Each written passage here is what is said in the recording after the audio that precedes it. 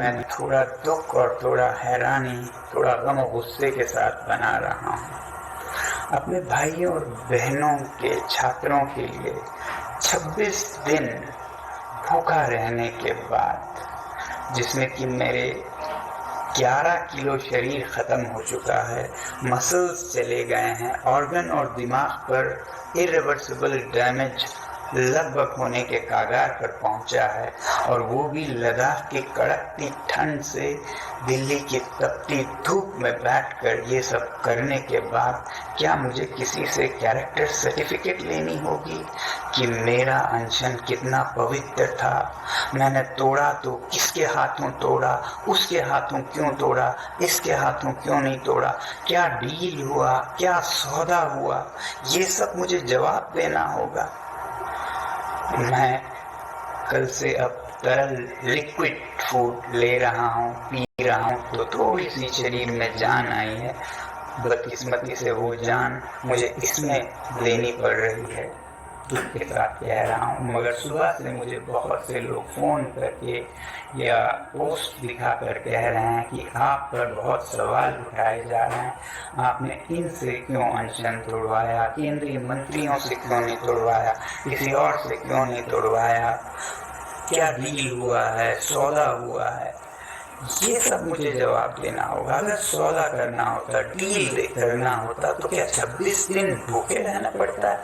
कितनों ने डील किए हैं, आपने देखा होगा। क्या वो इस तरह से डील करते हैं? क्या मैं आलीशान एयर कंडीशन कमरे में बैठ के डील सौदा नहीं कर सकता था? मुझे यहाँ दिल्ली की गर्मी में बाहर रोड साइड पर बैठ कर डील करना पड़ता।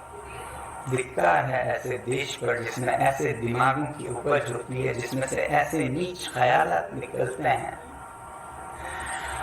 मैं दोष नहीं देता हूँ आप में से ज़्यादातर पर, क्योंकि आपको ज्ञान नहीं है, पता नहीं है क्या हालात थे मेरे ऊपर, क्या गुजरा मेरे परिवार पर पिछले 1-2 हफ्ते में, इसलिए आप लोग ऐसा शायद कह रहे हैं। और कुछ लोग शायद जान कर कह रहे हैं, पता है उन्हें, इसलिए पहले बात सुनने से पहले उसका बैकग्राउंड ज़रूर देखिएगा।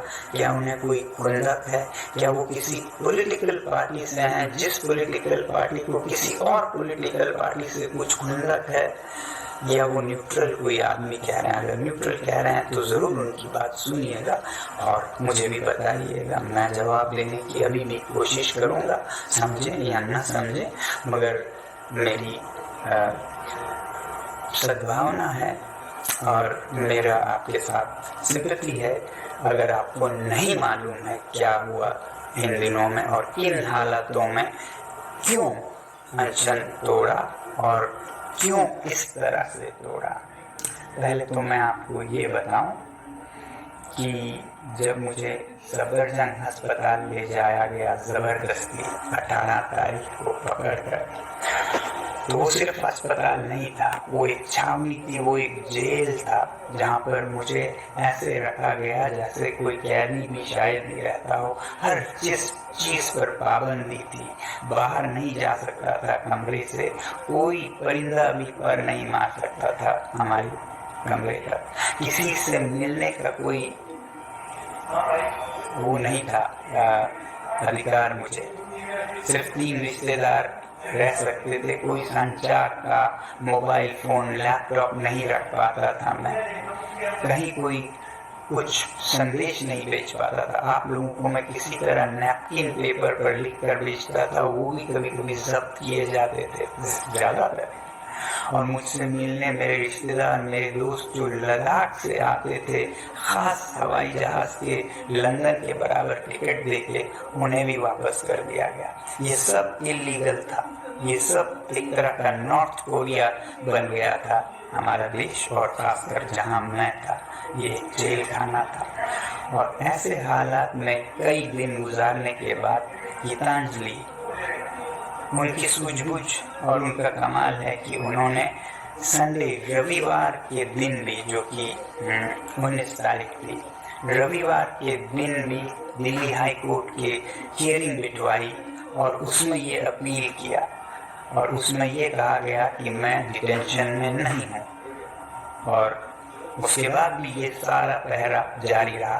फिर मंडे 20 तारीख को फिर से सिंगल बेंच हाई कोर्ट में अपील की गई, जहां रिजेक्ट हुआ। फिर 21 तारीख को ट्यूसडे डबल बेंच हियरिंग बिठाई गई, जिसमें फाइनली ये डिक्लेयर किया गया कि मैं जहां जिस अस्पताल में भी जा सकता हूं और आज़ाद नागरिक हूं। मगर उस दिन भी आपको नहीं मालूम है किन हालतों में मैं रहा। हाई कोर्ट के आदेश के बाद भी मुझे सफदरजंग से जाने नहीं दिया गया, ये कहकर कि हमें ऑर्डर नहीं आया है।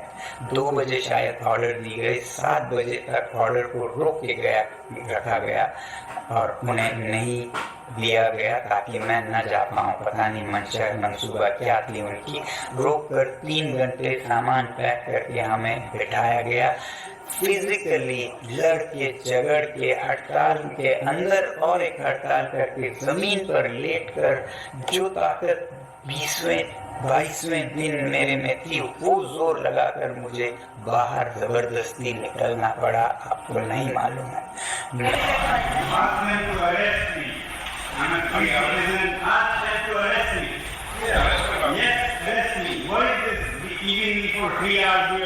On 25th day of my hunger, you all are harassing me. Yes, you. If I die of stress, it will be your responsibility. Order number लेके आ गए, वो बदतमीजी कर रहे हो, ऑर्डर लेके आओ। हाँ? Please open. I'm going. Harass me if you want.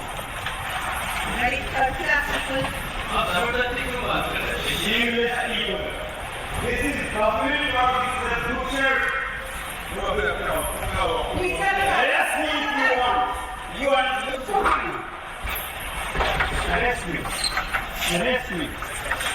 You can stop me wherever. Let the nation know how. Sir, we have sent you the order number. Okay, I have sent this doctor. Sir, garden beds का पूरा news भेजा है। यहाँ पर If I he still lie down here. Take pictures. Let's see who snatches your phone. Sir आपको high court का order भी नहीं आया, जैसे आता है ऑर्डर क्यों नहीं आया? तो आप पता कीजिए। It is digitally everywhere. The world knows. Except you, the world knows. See?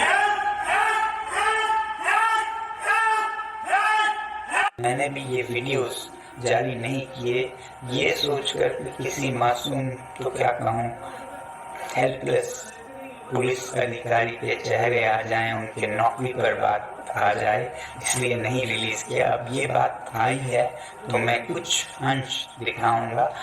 ये वीडियोस भी बाहर ना जाएं, इस पर हमारे फोन पर छीना झपटी हुई, तोड़ फोड़ हुआ और हमने किसी भी तरह ये वीडियोस रखे, मगर मैं रिलीज नहीं कर रहा हूँ। छोटा आपको एक नमूना दिखाऊंगा। ऐसे हालात से हम गए मेदांता हॉस्पिटल गुड़गांव में। हमने सोचा अब हम आज़ाद नागरिक हैं, यहाँ पर आज़ादी होगी, मगर नहीं। हमें बाद में पता चला यहाँ भी वैसे ही छावनी बनाई गई। यहाँ भी बाहर 5-10 पुलिसकर्मी, नीचे 200-300 पुलिसकर्मियों के दस्ते, पूरा हॉस्पिटल एक तरह का छावनी कैंप मिलिट्री बना दिया गया। किसी को मुझसे यहाँ भी मिलने नहीं दिया गया। बाहर जाने पे पाबंदी, हर चीज पे पाबंदी लगाई गई। ऐसा मेरे साथ ट्रीटमेंट किया गया। अभी भी हो रहा है, अभी भी हो रहा है। आप लोग आके देखिएगा, बहुतों में आप लोगों ने देखा है। तो 21 तारीख को ट्यूसडे को ऑर्डर के बाद रात को मैं यहाँ गुड़गांव के हॉस्पिटल मेदांता अस्पताल में पहुंचा और उसी रात देर रात केंद्रीय मंत्री जेपी नड्डा जी और जितेंद्र सिंह जी आए। मुझे बताया गया एजेंसी के अफसरों ने कि वो आ रहे हैं कुछ बात करने, और फिर आए और उन्होंने कहा कि आप अनशन तोड़िएगा, हम चाहते हैं अनशन आपका न रहे, वगैरह वगैरह। मैंने उन्हें कहा कि मैं यूं ही तोड़ने के लिए तो बैठा नहीं हूँ, शर्तें होंगी, उनको आप माने तो मैं अनशन तोड़ भी दूंगा। तो शर्तें पूछी गई हमसे। मैंने कहा accountability in education, education minister का रिजिग्नेशन, वैसे ही मैंने कहा जो छात्र हैं सुसाइड विक्टिम्स उनको कॉम्पनसेशन दिया जाए। पार्लियामेंट में इस इशू पर और अकाउंटेबिलिटी पर पूरा बहस किया जाए। और एक नया हमने जोड़ा, जो भी छात्र सीजेपी के और बाकी उनके लीडरशिप जिन्होंने प्रदर्शन किया है पीसफुली जंतर मंतर पर और फिर 20 मार्च को संसद मार्च किया, उनमें से किसी पर भी कोई कानूनी कार्रवाई नहीं किए जाएंगे, FIR नहीं किए जाएंगे, तब मैं ये अनशन तोड़ूंगा। तो उन्होंने एक दो को तो मानने की रजामंदी जाहिर की, 2-3 पर वो पूछ के बताएंगे ऐसा कहा और फिर वो चले गए। अगले दिन शायद वो आएंगे ऐसा मुझे बताया गया था कि आप तोड़िएगा, हम इस पर बात करके आएंगे और हम आपको अनशन तोड़वाएंगे। मगर मैं नहीं चाहता था कि मैं अनशन उनके हाथों तोड़ूं, केंद्रीय मंत्रियों के हाथों। इसीलिए मैंने मांग की कि जो हमारे अलग अलग दलों के, राजनीतिक दलों के सांसद हैं वो सब जितने आ सकें आएँ और फिर हमारे छात्र नेता सीजेपी के आएँ और लद्दाख के जो नेता लद्दाख से यहाँ आए थे वो आएँ और उन सब के उपस्थिति में मैं अनशन तोड़ूं। अगले दिन मैंने इसके लिए उम्मीद की और आए भी लोग यहाँ पर। मगर अगले दिन सांसद आए कोई 15 से 20, उन्हें किसी को अंदर नहीं आने दिया गया। बाहर गेट पर खड़ा कर 3-3, 4-4 घंटे इंतजार करवाया गया। सीजेपी के हमारे छात्राएं आई थी, उनको भी रोक कर रखा गया। लद्दाख के नेताओं को तो पूरा आधा दिन इंतजार करवा के शाम को खाली हाथ लौटा दिया गया। इस तरह से उन पर क्रूरता से व्यवहार किया गया। मुझसे एक आज़ाद नागरिक से, जिसे दिल्ली हाई कोर्ट ने आज़ाद डिक्लेयर किया था, उससे मिलने तक नहीं दिया गया। अब हम इस पर कंटेम्प्ट ऑफ कोर्ट का कार्यवाही शुरू करने की सोच रहे हैं। अगर कोर्ट ने हमें कहा कि हम जहाँ चाहें जा सकते हैं, मिल सकते हैं, तो किसने और क्यों ऐसे लोगों को रोका है? तो पूरा दिन जो 22 तारीख का था वो इसी में चला गया और जो केंद्रीय मंत्री थे वो तो आए नहीं, वो अपने मीटिंग्स करते रहे।